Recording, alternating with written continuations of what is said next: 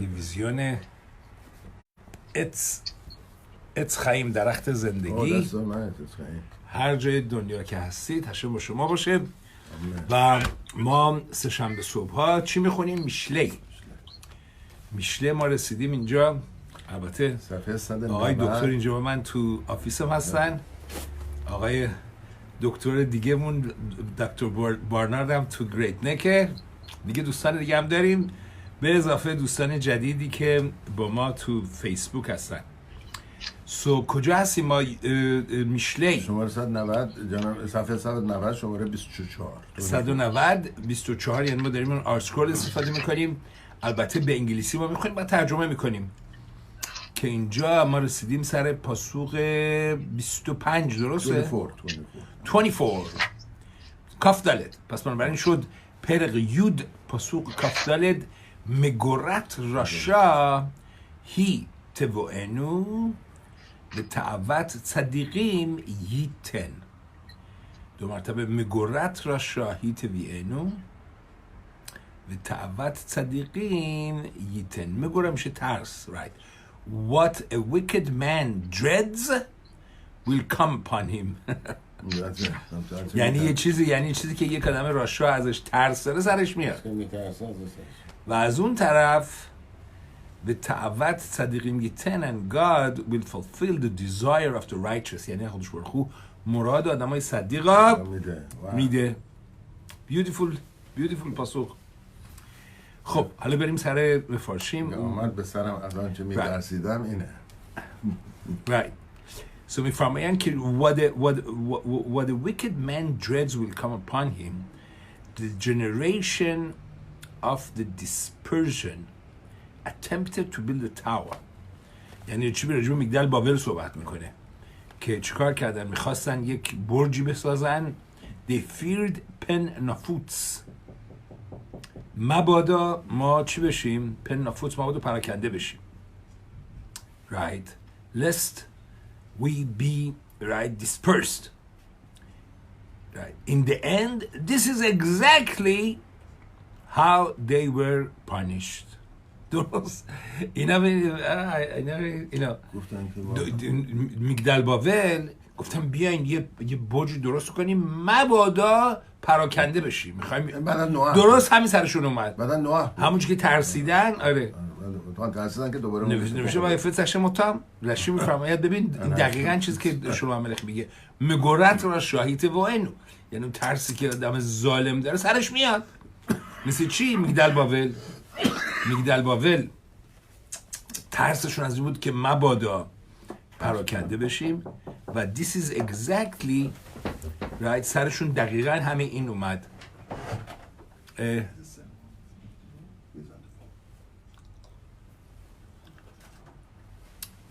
Right. So ویافت هشم متام and هشم dispersed them.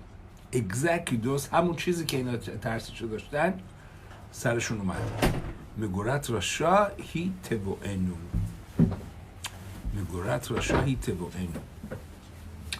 Similarly, the Egyptians plotted against the Jews for penirbe. مسیحا گفتن که می‌خواستن با اسرائیل رو بکشن مبادا اسرائیل زیاد بشن. ترسشون این بود. Lest they become plentiful. Hashem declared that the more the Egyptians afflicted the Jews, هر چقدر سر اسرائیل بیشتر عذاب آوردن، کنیربه برعکس اسرائیل بیشتر و بیشتر شدن. Vilna Gaon explains that the wicked fear the effect of the sins they have committed. میگه ببین آدمای راشا جداً میترسن از نتایج کار بدی که کردن. For the sin itself brings judgment upon the sinner. توی اونم میگه آدم هر آونی که میکنه یه ملاخ به صورت یک دادستان بر علیه خودش کریت میکنه. واسه این ویلنا گان میگه که the wicked fear the effect of the sins they have committed. چون for the sin itself اون خطا یه ملاخ بد میگه آدم که بارا میگه آدم کارهای خوبی که میکنه واسهش یک ملاخ خوب کریت میکنه، کارهای بدش ملاخ بد که پانیشش بکنه. به تعوت صدیقیم از اون طرف. این چیز رشاییمه، اون چیزی که ازش ترس دارن سرشون میاد. ولی از اون طرف به تعوت صدیقیم میتن and God will fulfill the desire of the righteous. The desire of the righteous will be given to them by God, the one who has the power to give. Right? تعوت صدیقیم میتن. کی میده؟ obviously یهودش برخو. It's all from him. It is God himself who rewards the righteous for their good deeds. یعنی اینجا گار میگه که میگه حقدش برخو خیلی اینو با تفسیر فرستاده میکنه، ولی اینجا when it comes to the right for it is God himself who rewards the righteous for their good deeds, for then the reward is infinite just as he is infinite. وقتی هشم میده اون چی اون مزد ابدیه مثل خودش. If the reward would come only from the mitzvah itself, as the punishment comes from the sin itself, the reward would be limited, just as the mitzvah itself, as something is performed by mortals with material artifacts, is limited. The verse uses the word yitan, he will fulfill, right, in future tense. نمیگه نوتن، میگه yitan, to imply that the true reward does not come immediately but will only be given at a later time. Wow, this is amazing, right? You know, آدم اگه موضوع میتواش اینجا بگیره مغبون میشه. آدم جدا موضوع میتواش اینجا بگیره مغبون میشه. میخطاب الیا رو دست میگه ببین هر کسی مزدش تو همون دنیایی که میتوه رو انجام داده میگیره. میگه بعضی هستن همش علامزه است، علامزه میتوه هم که میکنم میتوه رو بکنم که اینجا بهشون پول بده فلان، هشام همینجا بهشون میده. ولی کسی که عاقل باشه چیزی گان میگه میگه از هشم ببین هشم ابدیته. mitzvah is forever. آدم جدا اینو یه دفعه میگن چی بود در زمان جنگ جهانی اول یشیوه ها خیلی وضعشون خراب بوده.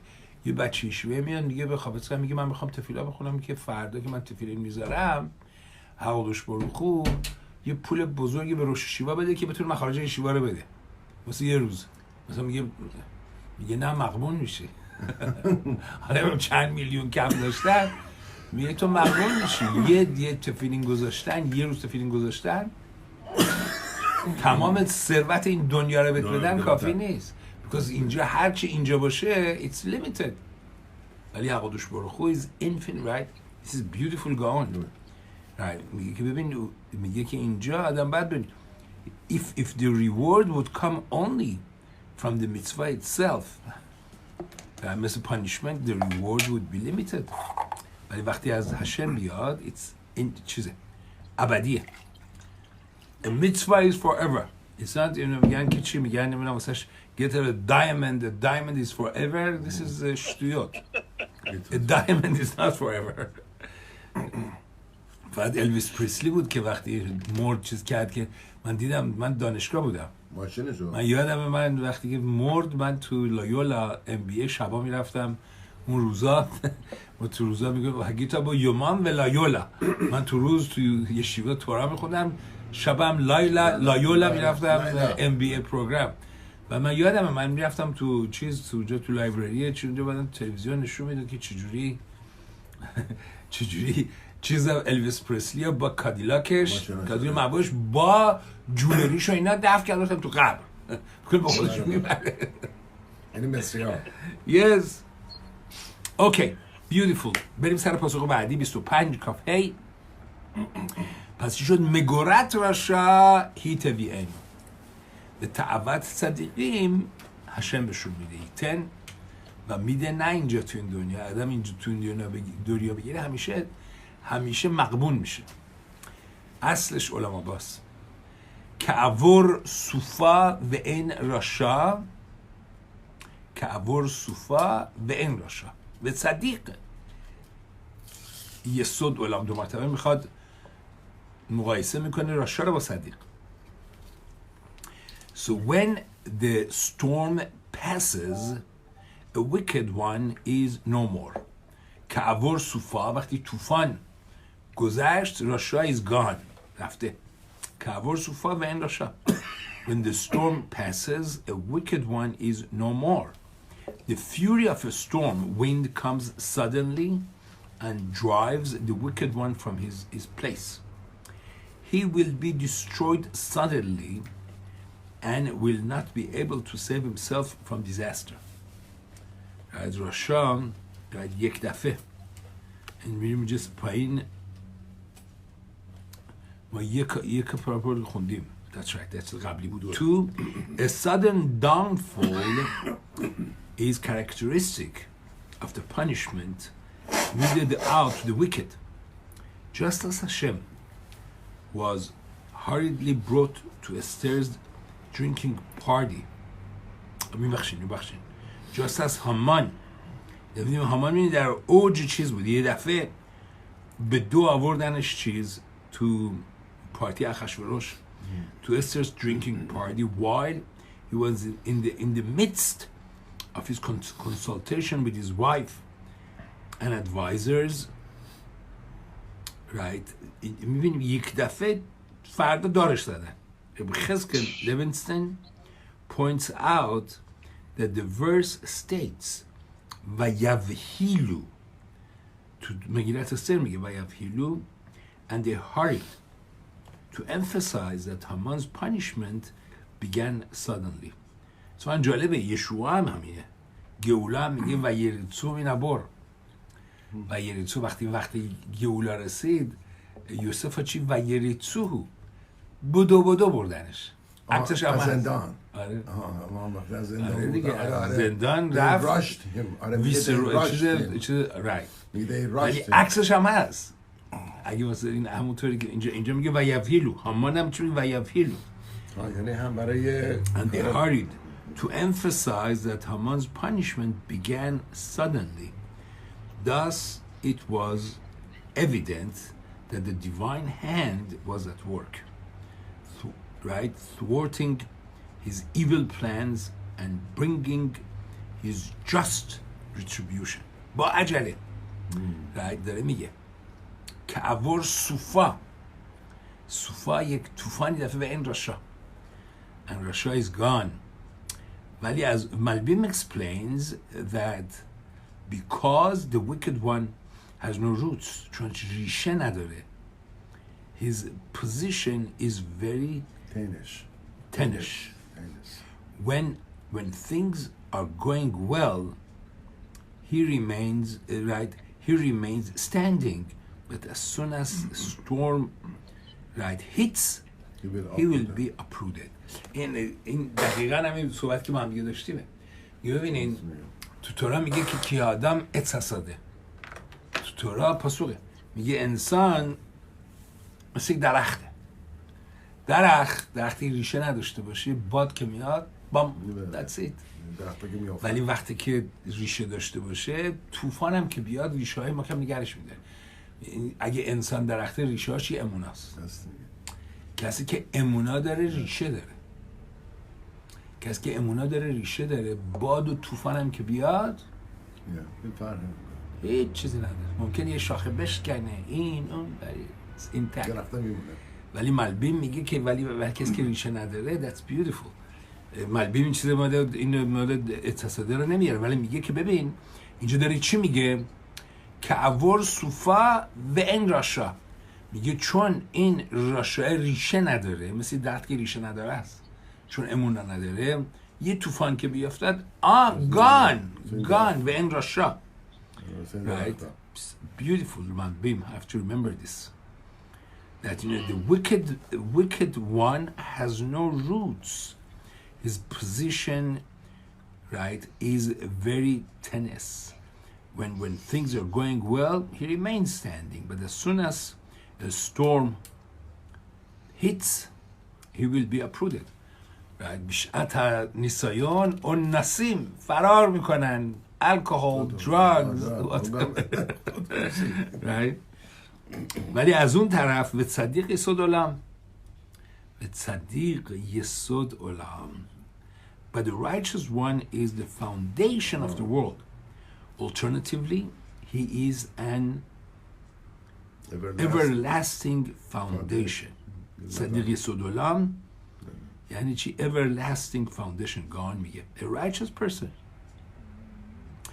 is compared to the foundation of the world which does not move, so too he will be strong in times of trouble. یعنی امونای آدم همیشه تو شباست. لحگید با بغر خسته خواه امونتها بلیلوت.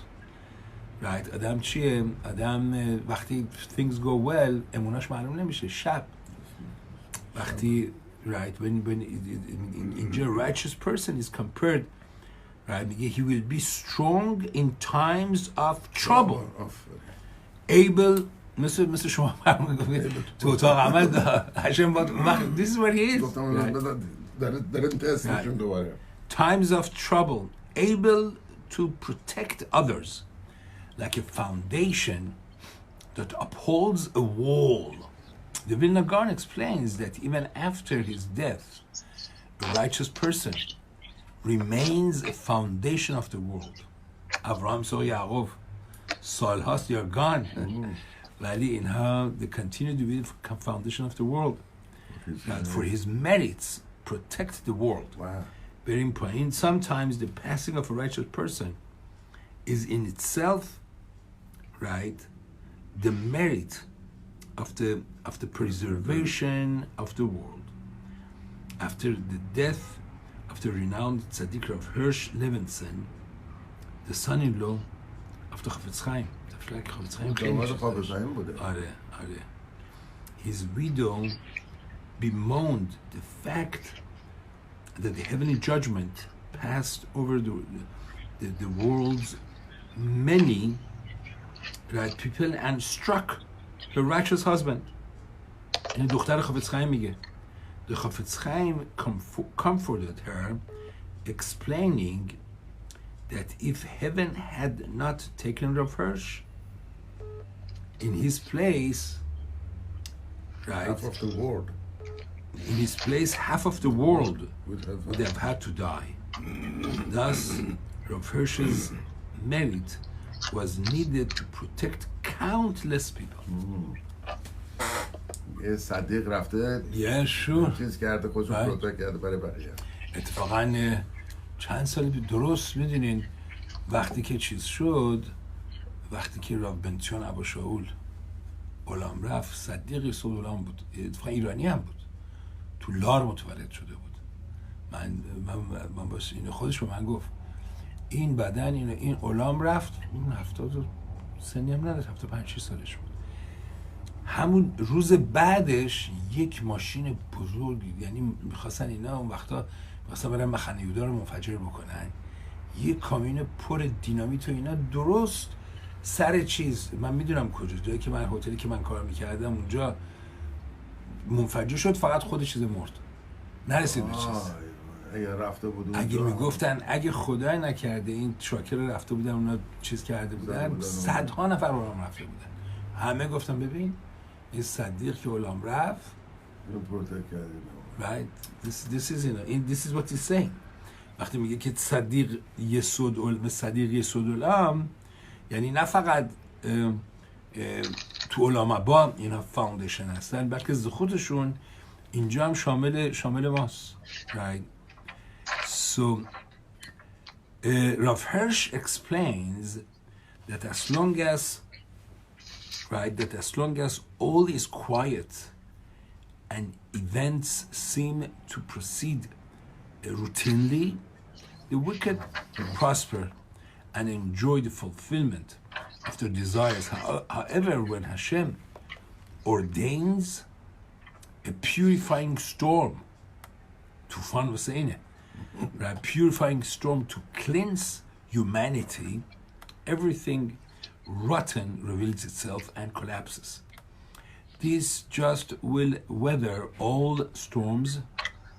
The just yani the Sadiq, will weather all storms and will remain a solid foundation for future humanity, which rests in Hashem's hand. The Midrash applies this verse to the generation of flood, Tufan and Nuh, right, who were all wiped out by the sudden stormy waters. But the righteous one, Noach, was the foundation of the world, for the world continued to exist in his merit. And this is it in این پاسخ است. کعور صوفا وقتی طوفان نوح اومد و این راشا همه رشایم از بین رفتن و صدیق صدولم نوح که صدیق بود. that's right. This is exactly the پاسخ. کعور صوفا و این راشا وقتی طوفان اومد دیگه همه رشایم از بین رفتن و صدیق که نوح باشه یه صدولم اونه که مونده. تلمود دیگه ما رو مسخد یوما derives from our verse that the world continues to exist even for one righteous person. واو واسه یه صد بخاطر یه صدیق مفرد گفته because he is the foundation of the world. میدراش تنخوما elucidates this principle further, stating you are all guarantors for one another. کل اسرائیل عربیم زبازه ما اسرائیل همه ضامن همدیگه هستیم. Even if there is only one righteous one among you, you are all existing in his merit. Not only you exist in his merit, but if there is one righteous one among you, right, the whole world exists in his merit. As it says, but the righteous one is the foundation of the world. صدیق یسود عالم. یه صدیق. Right, یک, right? صدیق یه دونه صدیق. رمبان هلخوت تشووا instructs that a person should consider himself and the whole world as half meritorious and half guilty. رمبان میگه هر کسی باید هر لحظه فکر کنه که دنیا 50-50 مثل این ترازوها یادتونه بگه من اینقدر مریت دارم مثل این دنیا. آره. If he commits even one transgression, he tips the balance for himself and the whole world to guilt and causes destruction. If he performs one additional mitzvah, right, he tips the balance in favor of merit and brings salvation to himself and the whole world. As the verse states, a righteous one is the foundation of the world. یعنی هر کسی میتونه اون righteous باشه. Right, the righteous person tips the balance of the world in favor of merit and salvation. این خیلی جالبه. خباد اینا خیلی چیزش میکنه. خیلی جالبه. خباد از رمبامه. خیلی جالبه. که هر کسی فکر کنه که من یک کار کنم. That's right. بالانس به هم میخوره. That's right. That's so interesting. خیلی جالبه. یعنی میگه من این وسط وایسادم حالا برم اینوری برم اونوری. That's so interesting. خیلی جالبه. It's very empowering. میدونید. آدم وقتی داره یک کار رو انجام میده میگه ببین من الان دارم دنیا رو عوض میکنم.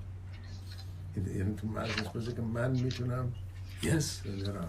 It's unbelievable. فکر نکنم هیچ سیستم دیگه باشه که بشه مربوط به اون شخصه. همین که روز یه شنبه گفتیم که هشم داشت با کین صحبت می‌کرد. ببین من کاری به هدیه و میدیا اینا ندارم. تو خودتی. خودتو درست بکنی. هدیه واسه من مهم نیست. من قبولت میکنم. تو برو خودتو درست بکن. تویی. خطات رو بت. گفت تویی. من با آدمه کار دارم. تو حالا فکر می‌کنی مثلا این هدیه و این داستان اینا.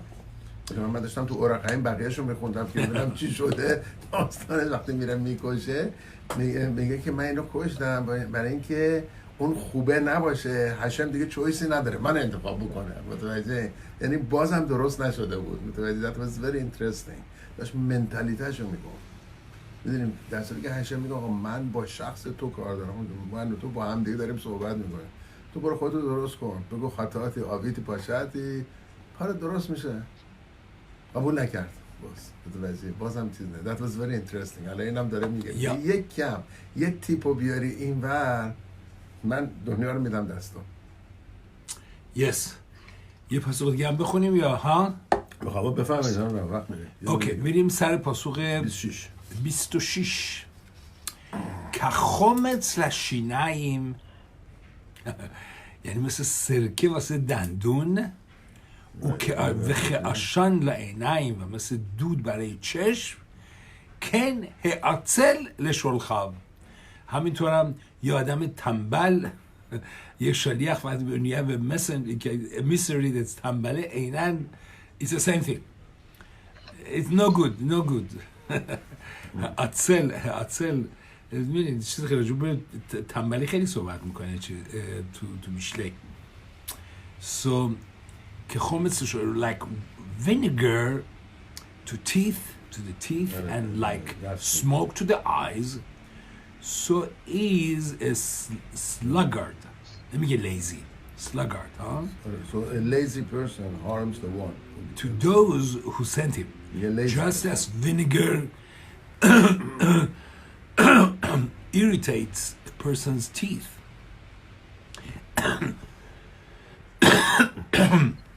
and smoke irritates the eyes, so a lazy person harms the one who depends upon him to fulfill a certain assignment.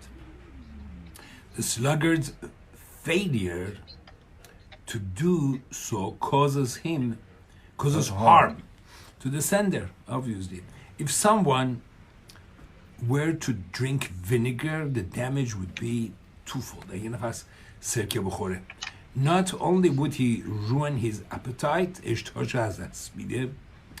but he would also be unable to eat because of the irritation caused to his teeth. دندوناش همه چیز شده.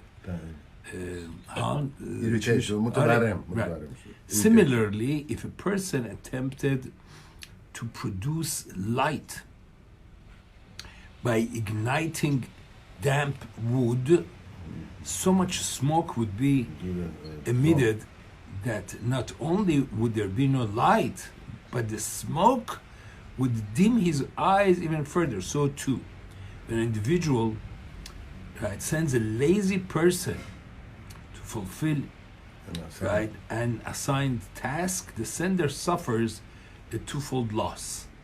Firstly, the messenger will fail to carry out his mission. Secondly, the sender will become agitated and nervous and may even suffer heartache.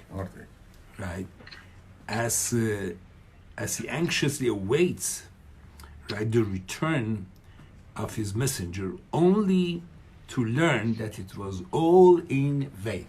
من از رافکی میگفت راو الباز میگفت خواهم میگن شلوخوش آدم کموتو یعنی کموتو یعنی مثل خودش ولی میگه کموتو مثل خودش داره میکشه یعنی بهتر خودت انجام بدید don't delegate unless you do it. از وقتی delegate میکنه و طرف انجام نمیده خیلی بدتره.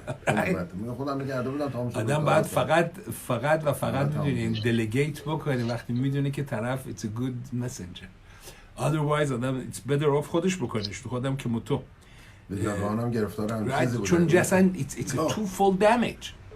گاهانم گرفتار شده بود. میگه כחומץ לשיניים וכעשן לעיניים כן העצל לשולחיו.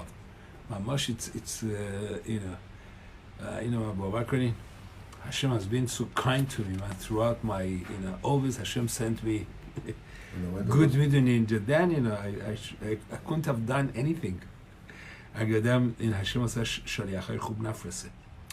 Rabbi Yonah explains that this verse is a metaphor for a person who is lax in carrying out the task God sent him to accomplish in this world. Wow.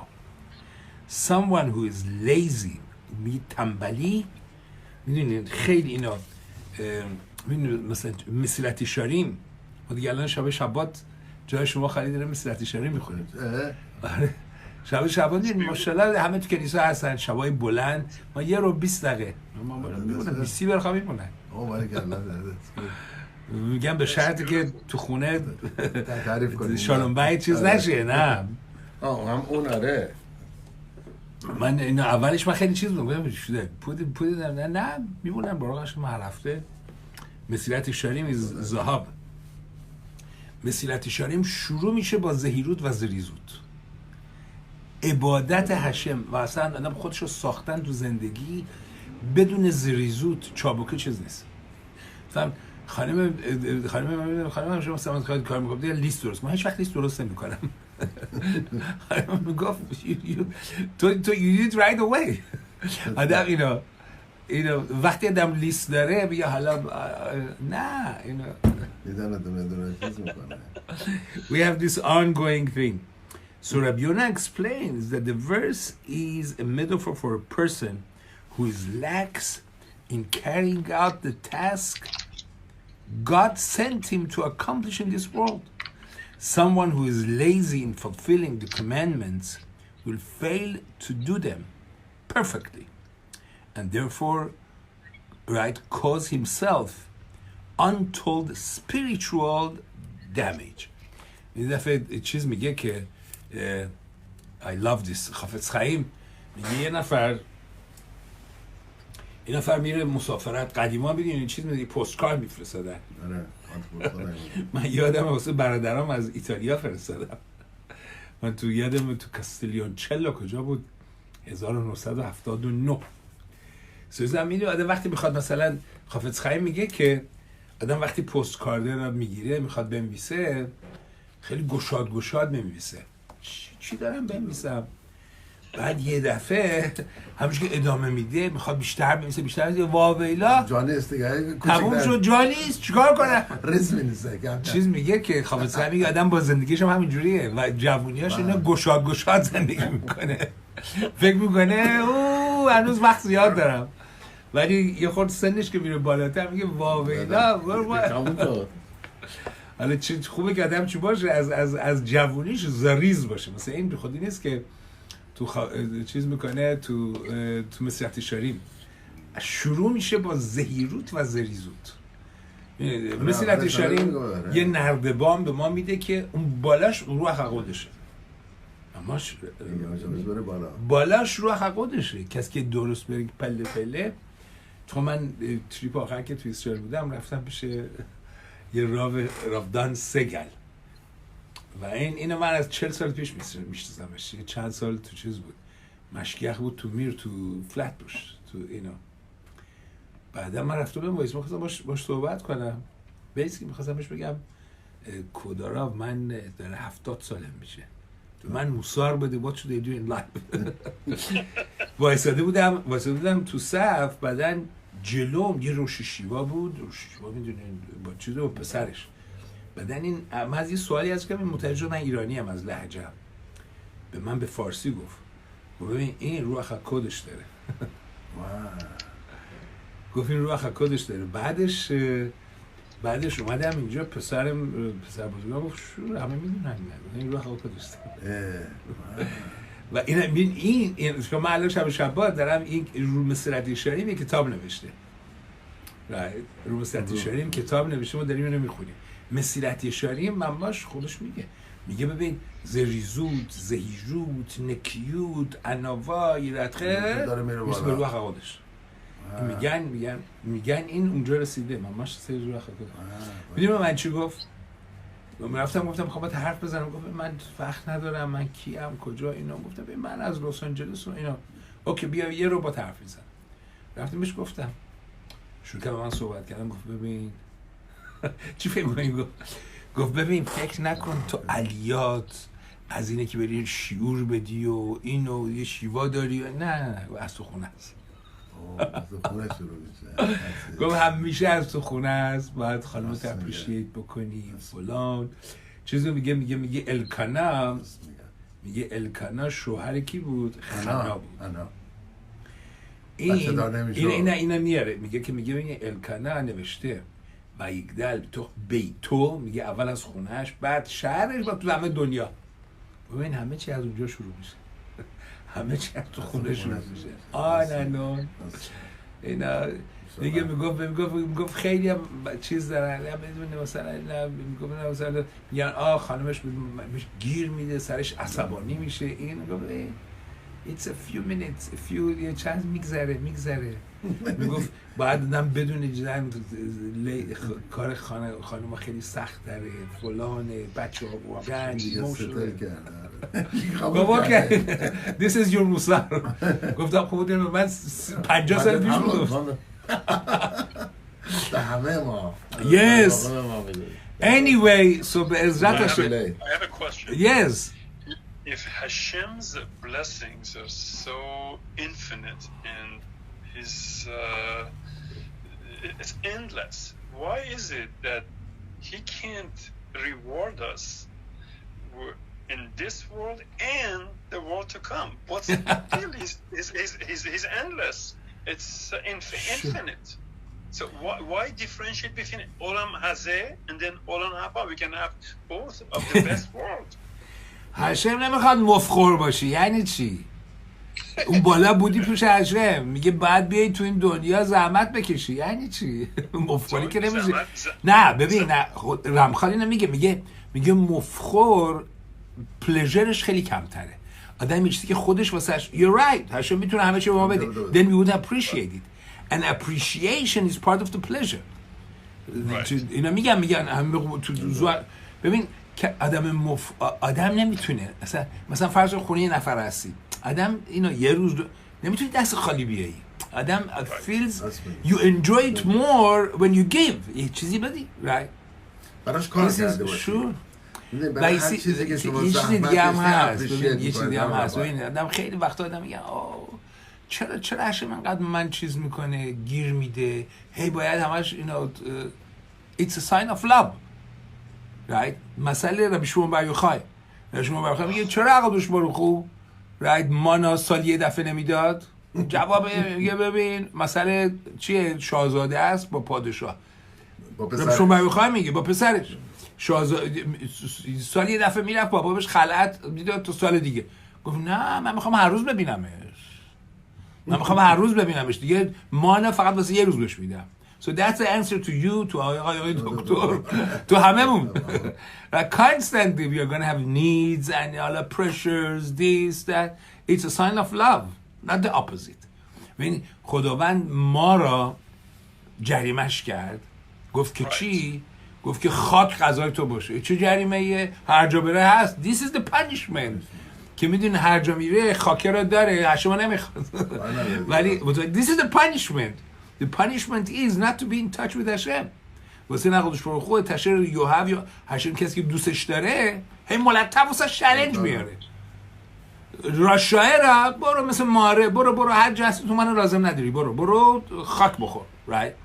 ولی کسی که راشایه نیست هشم میخواد هر روز ما رو ببینه، هر روز بگی هشم صفاتای تفتاق خوفی اگه تلاتخا خدای نوکرتم هرچی از تو that's what he wants. Anyway شالوم. پس هفته دیگه چیز نداریم اوکی؟ هفته دیگه I'm going to be traveling بذرت هشم. So have a good time in Baltimore. Thank you man. I'm going for Shabbat. This is my old congregation. من با چیز هستیم من really I'm not going to the banquet. من چیز هستیم واسه اینا. من I had a very hard time وقتی روششی با من گفت بیا اینجا. I got sick. چون I had a beautiful congregation. من ماشی کنیسه نقلی خیلی بدون politics nothing. توی یشیوا هم درس میدادم و I had بهشت برین بود. یوتوپیا. Anyway so به عزت هشم. اوکی. شالوم باشید انشالله.